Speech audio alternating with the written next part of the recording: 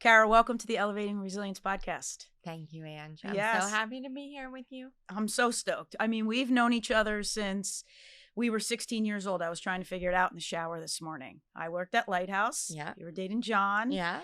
And we always found our way back in each other's lives. So true. Yep. And then you married Mike Manna, who was a childhood friend as well. Yeah. And I am here today with Kara Burke Manna. First off, Kara she owns Burke Manna Real Estate. She was a teacher. She has 3 boys. She's married to Mike Manna. She is an author of a book. And she's growing all things. And most importantly, she's growing from the inside out now. And we're going to talk all about that. So first thing I'm obsessed with is that, like me, you left teaching and pivoted your life. Talk to me about that. So I think that was not really my necessary choice or plan, right? Sort of kind of like yours, right? We don't plan to go through a huge education, graduate school, all these years of learning and to leave it. But it's how life led. It was the cards that I was dealt. So pretty much I started out wanting to help people and thought I was going to go with psychology. Then I said, you know what? I don't want to always deal with psychology. Let me pivot to teaching. So I got my undergraduate in education, dual certified special ed, because I really loved the idea of special education. I also felt like all levels of education could use the certification in special education. Smart. Right. It was very, very good that I went that route because I ended up, it enabled me to pivot again because I did general education for like the first 7 years of my career and then had my first son and went back and said, listen, you can cut my position. They needed to like downsize in enrollment. I'm like, just cut me. I'll be fine wherever I come back, wherever it is. And sure enough, I came back to special ed. So I finished out 3 years of special education. I had twins and my whole life changed. They were born and they were great. You know, I was elated. How could I have twins? And do twins run in your family? Both sides a little bit, but a total shock. And scary. You know, I have a toddler at home. You're pregnant with twins. Okay, what do we do now? You know? So, but what happened was I went right back to teaching because I didn't know any different. You know, like my parents taught me, you get up and you go. So, I had the twins. They were in the regular NICU. I mean, regular nursery, not the NICU. Everything was great until like 3 months old when I went back to teaching. And John was in daycare. The twins were at home. And John was coming home with all types of germs, everything. Twins ended up being asthmatic, severely asthmatic. And I was like hiring help to let me sleep at night so I could go to work. And it was extremely crazy life. But we did it. You know, you do it. And then finally I was going into work like half in tears, you know, leaving work, taking them to the doctor, nebulizing them every 4 hours. It was insane, right? So my boss had looked at me and said, listen, this is not the Kara I know. Thank God for her. God bless her. You have to think about your family. And I'm like, wait, what? Like, think about something other than my teaching job, you know, that I was like, all I could think about was my classroom, you know, my job, my pension, my benefits, you know? This is what I was worked so hard to do. And then when she came to me and said, think about your family, I'm like, oh, wow, think about my family. Okay, so let me do both. I'm going to think about my classroom. I'm going to take a year off as a leave and then, think about my family. So I went home, took John out of daycare, had all three babies at home, and things started to get better. The twins started to feel better. Everything started to go in the right direction. And I needed a little more time. I asked for a little more time. It was denied. So my whole life changed. Wow. And it was like, oh my God, what do? I just devoted my whole entire life, my whole best years into a career. And it was what I needed was denied. So it took a lot, it took a lot of digging deep into me. What should I do? Yeah. I had to make the hardest decision, one of them, and take my career and resign. Jeez. Yeah. That's nuts. Nuts. And at the time when you resigned, did you guys already have Burke Manna Real Estate? So Michael yes, had it started, right? We did. We had started Burke Manna Real Estate right after we got married. Oh, Michael was in finance. I was teaching. I had my license in real estate from when I was like 23 while I was teaching. And this is one thing that I wanted to talk about to kind of be able to market yourself. You always want to have your overall goal, but then your plan A, B, C, and D. Sure. So when you have to, luckily my father, drove me to do so many different things. So he drove me to get my education, drove me to get my real estate license, drove me to, think wide, think big.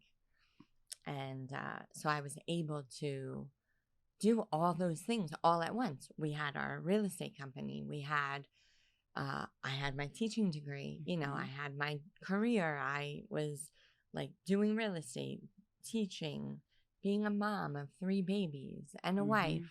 And it was crazy, but we were able to make it all work. Yeah. But then something changes. And when the ball drops, you have to be ready to have it drop and pick it back up. Yes. That's what we did. Absolutely. We did it, and we just kept moving forward. And I wake up every day. I miss the classroom. I miss the kids. I miss the parents. I'm sad because it's like, I feel like God put me on this earth to be an educator. But, the higher ups didn't think that was how it meant to, how it was supposed to go. And you know what? It was almost like a favor was done to me because I was able to scale it back. Yeah. I was able to come back to the family, reassess. Yeah. Not be on fast forward motion all the time. Yeah. So when I think of resilience, and I always ask my guests, like, what is resilience?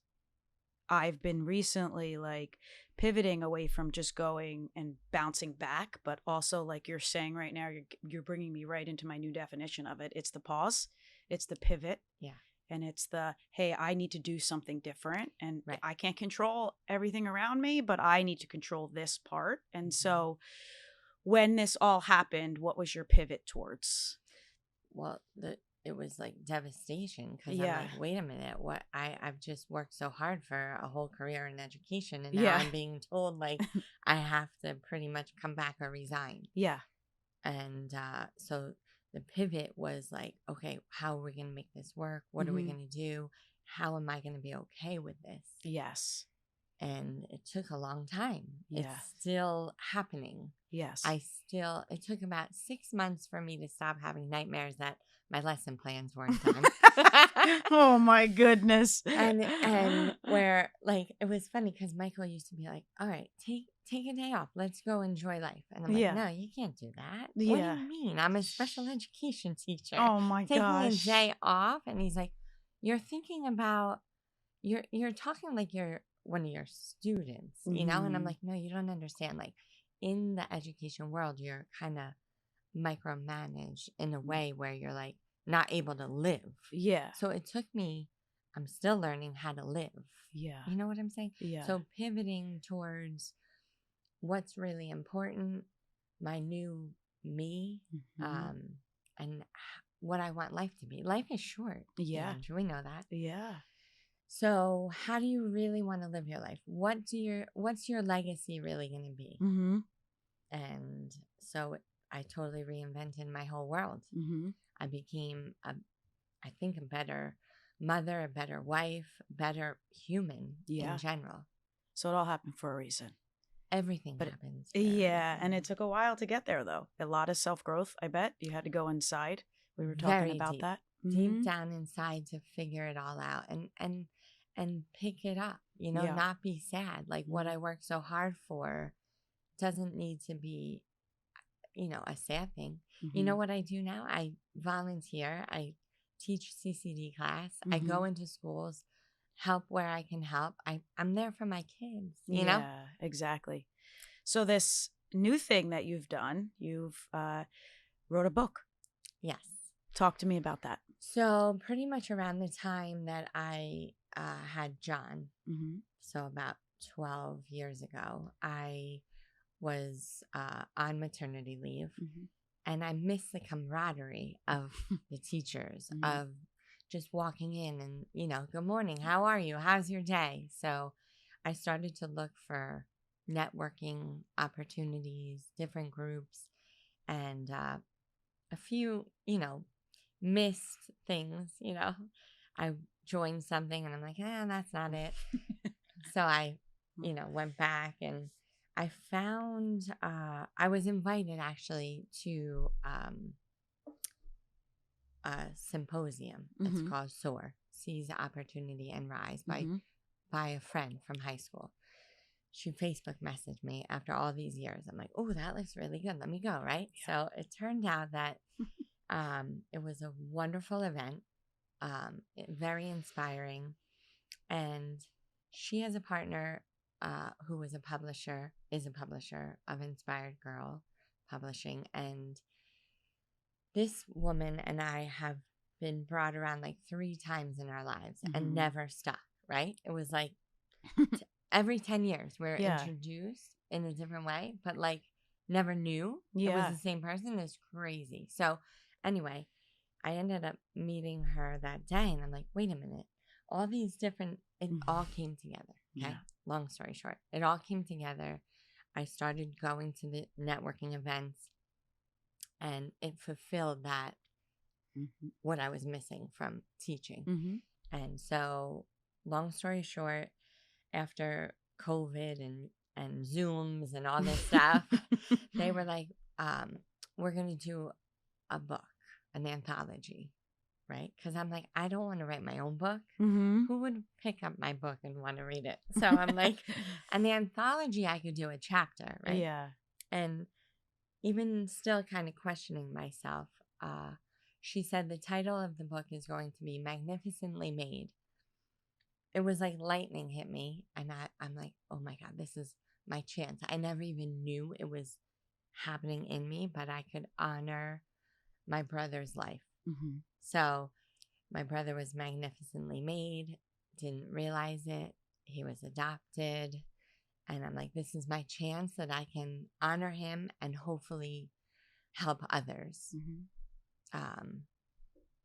And it's like a delivery method. Yeah, sure. With the anthology because there's 33 authors. So 33 people are going to be talking about this book and it's going to touch a lot of people. Hopefully. Yeah. That's my hope. And it's exceeded all expectations. It came out beautiful. The chapter was beautiful. I know he's proud for sure. What did that do for you, writing that and getting it out on paper? Yeah, it was like a lot of ugly crying, which I don't really cry because I try to be positive. So it was, again, going down deep, bringing those feelings and emotions back, which at sometimes I'm like, why did I want to do this? But it was great. It's on paper. It's out there. It's the people that saw me as me, they never even knew that part, and that's the tricky part about life. You see people and you don't know what they're going through. No. You don't know how many struggles they've had, and That's why I always tell my kids, put a smile on, because that smile could brighten somebody's day. You don't know what, Yeah. It's a beautiful thing when people share what's the vulnerability inside of them. Yeah. It creates a connection that's unmatched. You Yeah. can't connect with people unless you peel back the layers. And you guys making this book is so beautiful because people are going to be able to connect with somebody's story in that book, and that's why you've seen such, progress and Yeah. so much impact. It's so amazing. It's just so amazing how it all came to be. When you say Kara's an author, it's like, I never wrote anything before. This came out so beautiful, and it's for a purpose. And so I feel like the pivotal part is that I'm living life for purpose that I decide now. It's not in the manual. Yes. It's not given to me to read. Do this, do that. I'm becoming true to what it means to be me. Yes. After all these years. Yeah.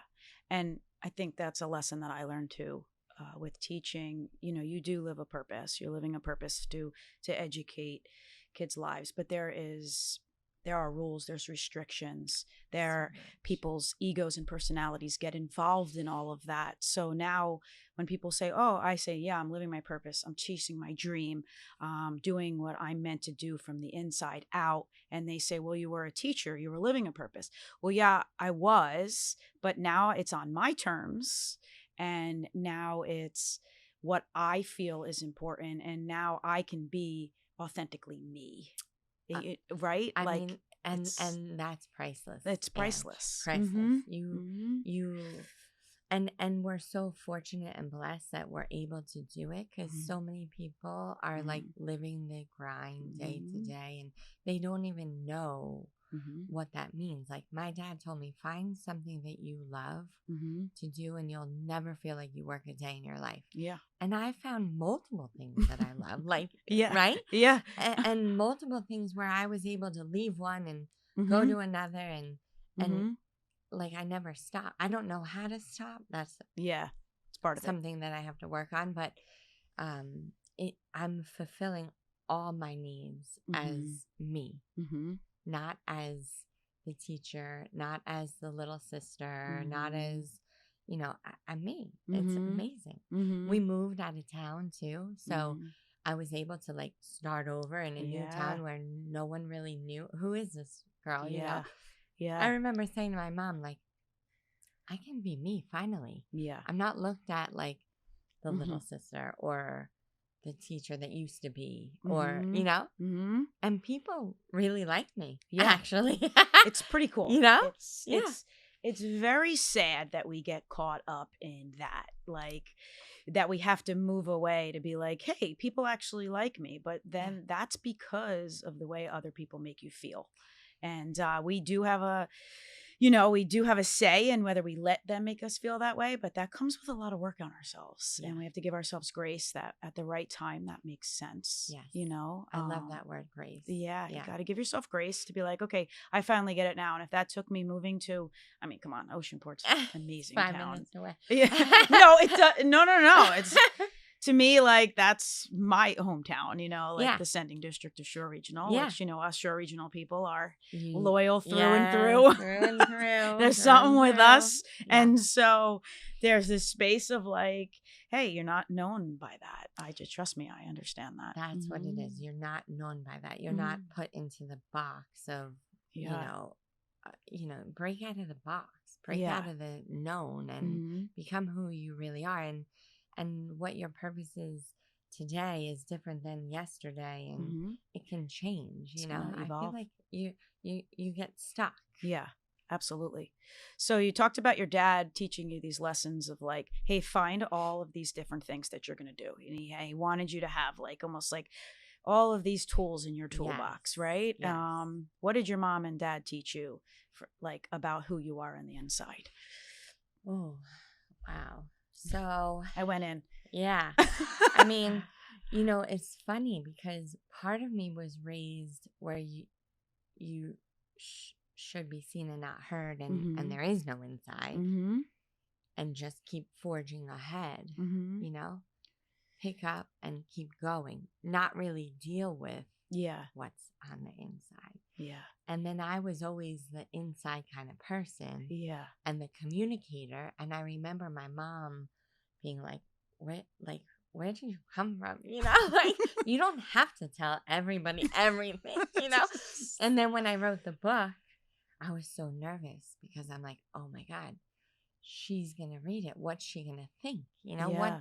what's he going to think? Mm-hmm. You know, they were Mm-hmm. my first people that I gave the book to, like, read it, please. And then my mom's like, it's going to be too hard for me. And I'm like, no, read it. I need you to read it. And she's like, why? I'm like, because I want to hear what you think, you know? She's like, well, can you do that before you publish it to the world? I'm like, oh yeah, that's, you know, That already happened. yeah. But so they taught me to just always pick up and get back and go. Yes. Mm-hmm. Which is helpful because Yes. I feel like some people fall into like the victim where Mm-hmm. they always feel bad for themselves and, you know, like they just want to hide under the covers. Mm-hmm. I was never allowed that opportunity. I Yeah. could never hide under the covers. I could never, like, you know, fall back into that victim. Mm-hmm. You know, it was Mm-hmm. like, I guess I could have, but I took my parents pushing me as face it, deal with it, learn how to cope with it, and move forward. Yes. That was the method behind my madness. Is I wanted that to come out of you because we had spoken before, because there's a beautiful thing about recognizing maybe what at the time might not have been the best thing for you, you know, but it is always going to be the best thing for you because your parents taught you to forge ahead, never feel sorry for yourself. I'm going to get this done. Right. But then the beautiful inside of Kara eventually came out, and it came out at the right time.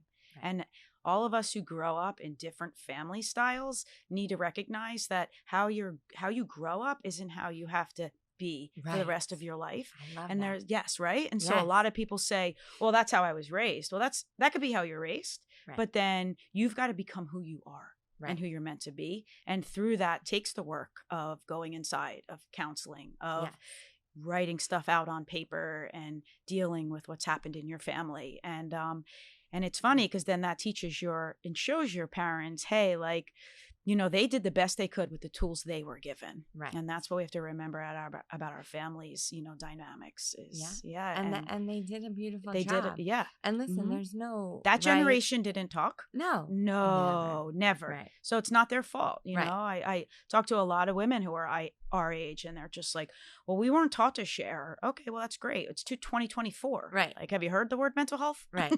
Exactly. Yeah. You know, like it's time to now share because you're missing out on a life that's authentic. Right. If you could just get it out there, you know, because you're going to look back on your life and be like, hey, like I missed all of this because my parents told me not to share. You kidding me? Right. You're not 18. And you either break that mold or you go along with it. And all I knew was to break through it because I had to be me. I'm a sharer. I'm a lover. I'm a caregiver. And I wasn't going to allow my brother's life to just be left forgotten. It's beautiful. You know, and I don't feel like any life should be left forgotten. And listen, everybody saw me as like this beautiful house, this beautiful family, and we did. But there was a lot of stuff going on. Yeah. And I feel like I would do myself an injustice if I wasn't true to that and speak the truth. Absolutely. You know? Yeah. Truth is not easy. No, it's not. But when you own it and you live it and you love it, you learn to love it. Yeah.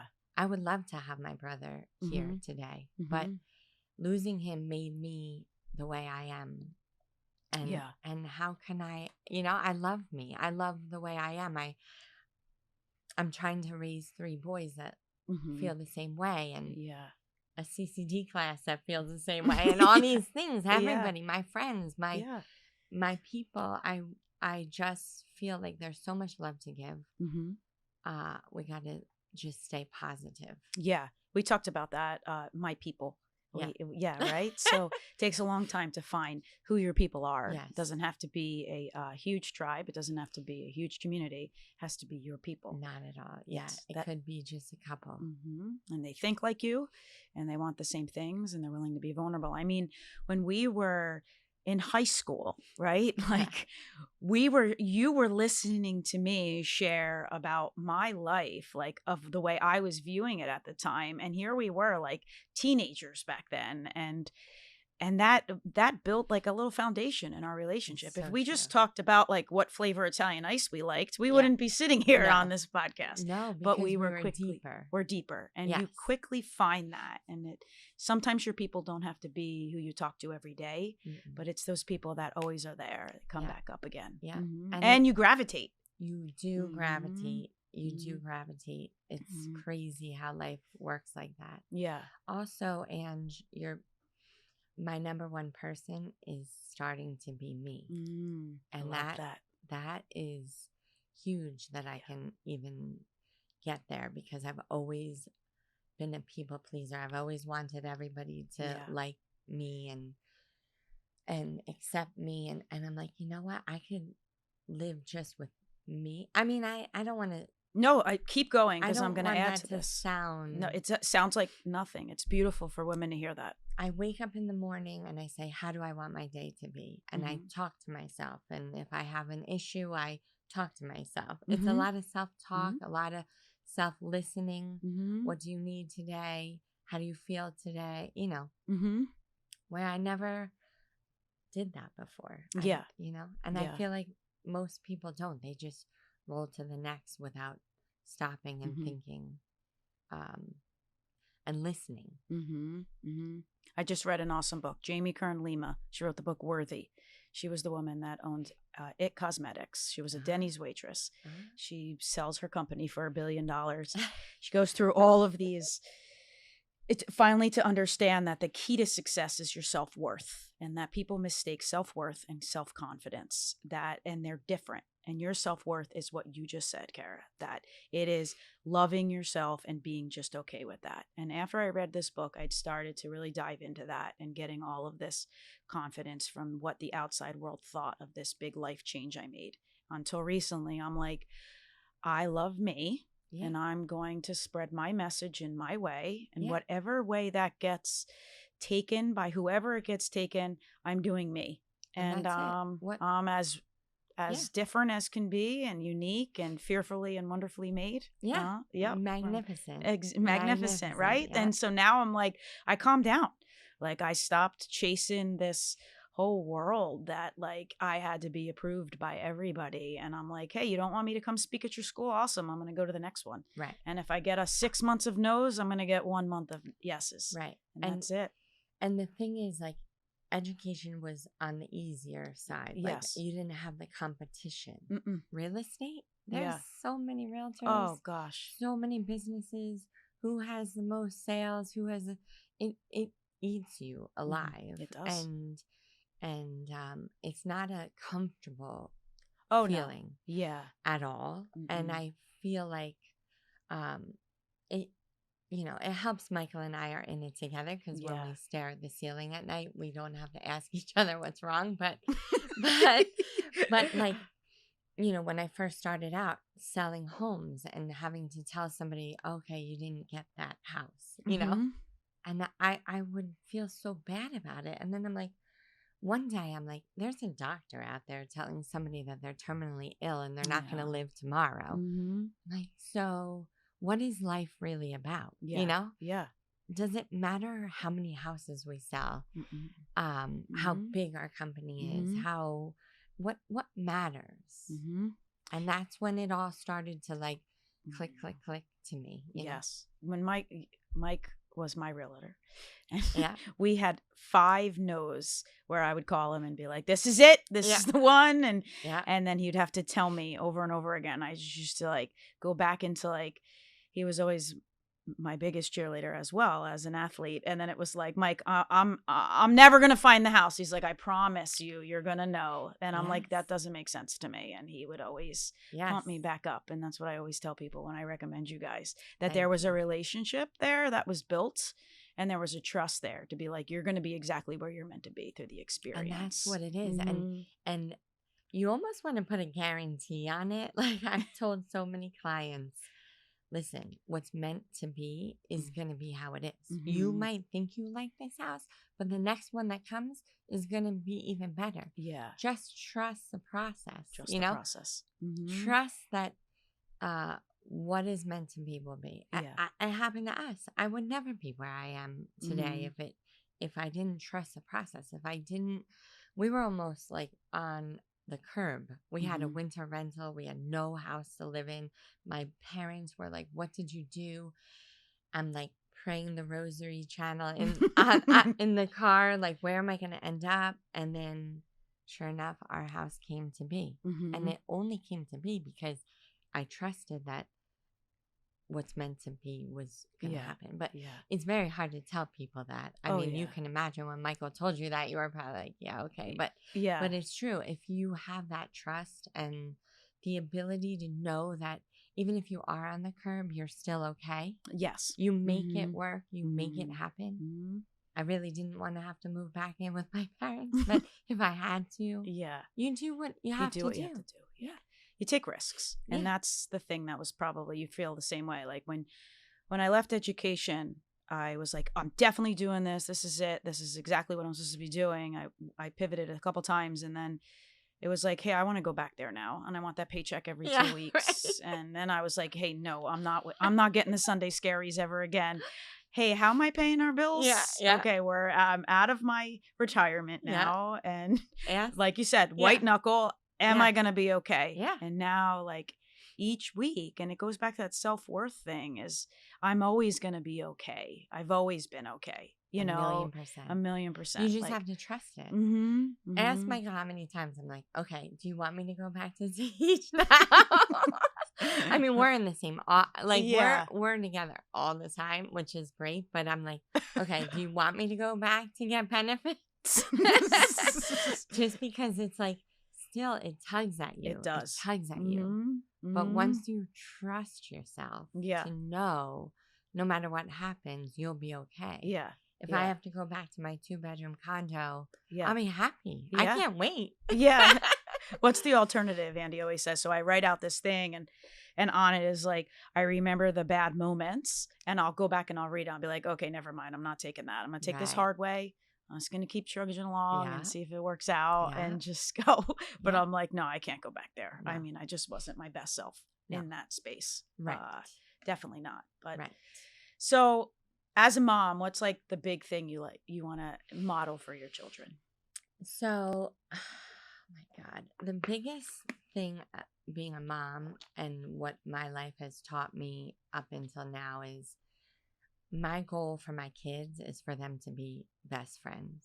If I could just have 3 sons that are best friends, work together, love each other unconditionally, that will be everything for me. That's beautiful. Yeah. That's what my goal is. Yeah. And just raising good humans that follow their dreams and find what makes them happy, you know?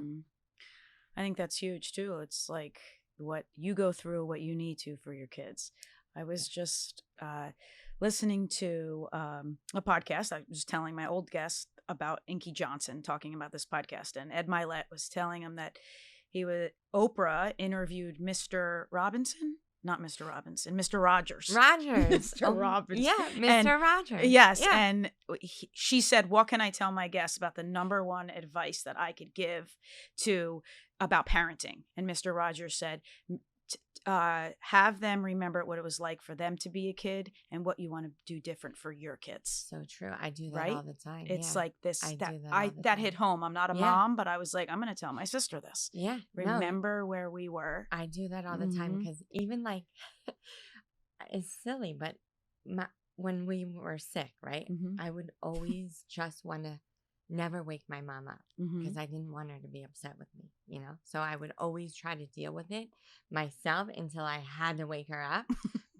So now, like, if my kids are sick, I'm like checking on them through the night. I'm like rubbing their back. I'm like giving them that feeling that I I feel is so important, you know? Mm-hmm. Yeah. Not being cold, not that it's cold, but part of me tends to go more cold, you know, Mm-hmm. like, oh, just deal with it. You're Mm-hmm. fine, Mm-hmm. you know? Mm-hmm. But I'm like, no, I can't do that. I have to listen to them. I have to make sure they're okay. I'm not the helicopter parent. I'm like more so let them do. But some things have happened with my older son where I'm like, okay, I have to really like listen to him, talk to him, find out what's going on in school. They don't know really what they're doing, you know? Yeah, exactly. I mean, kids are different, and they need that more than ever because the information is right at their fingertips, Right. and so they're in a why stage, and we have to support the why. Yeah, it can't I just say this be- to coaches. You have to tell the athlete why. Right. There's no more room to guess. There's too much out there for them to guess because their brains are so stimulated more and more by what Yeah. they see. Yeah. Where back in the day, we went outside and we played.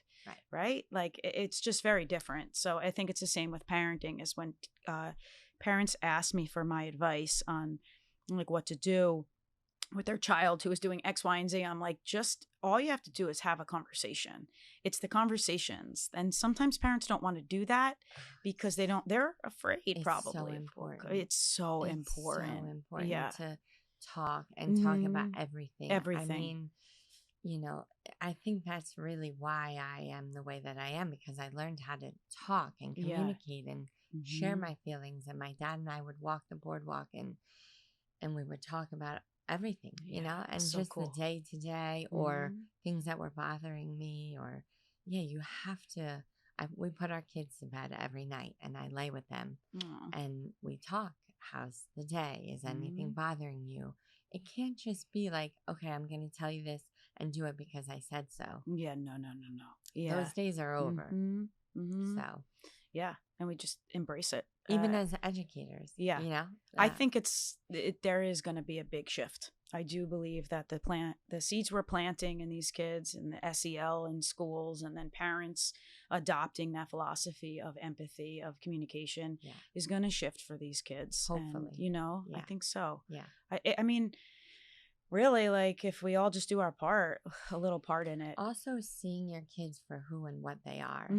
I see everybody for who and what they are, whether you like it or not. But to see your kids that way, if your kid does have special needs and you're like the D1 athlete, it's hard to handle that, you know? But understand that you have to see them as who and what they are, not like there's an issue, you know?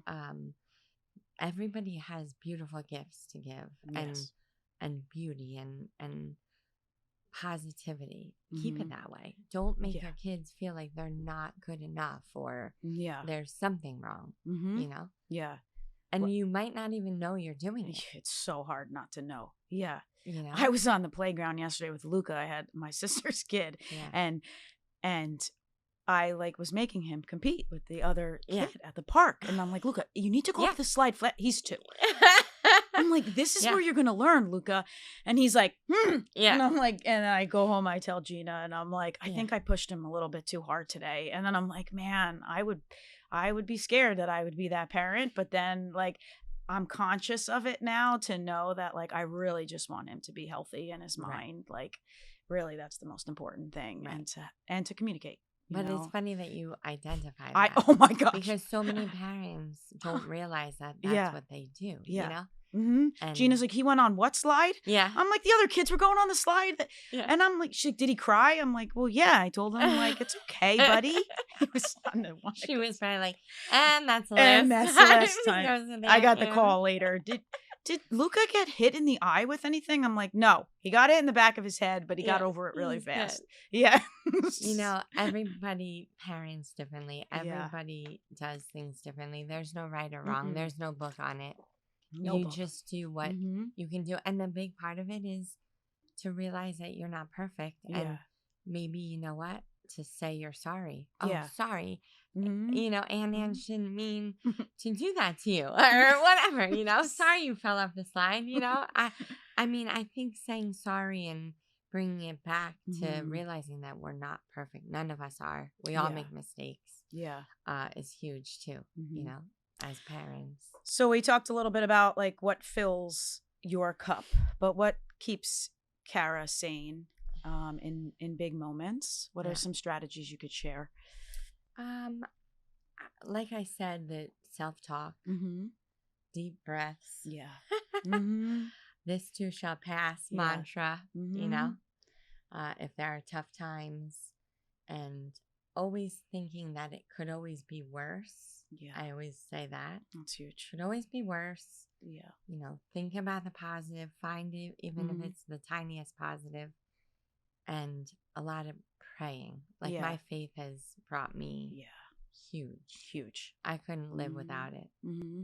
That's amazing. Yeah. That's really cool. Yeah. And define resilience for me.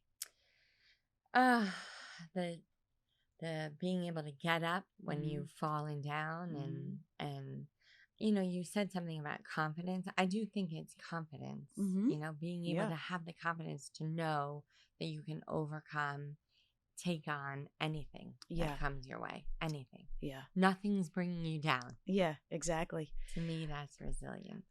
I want to ask you so many questions, like as a mom and everything, but the business owner side of things, like I would love you to share, like, what could you tell like a new business owner like myself in the beginning when you're not making the money that you want to make? What would be your one piece of advice?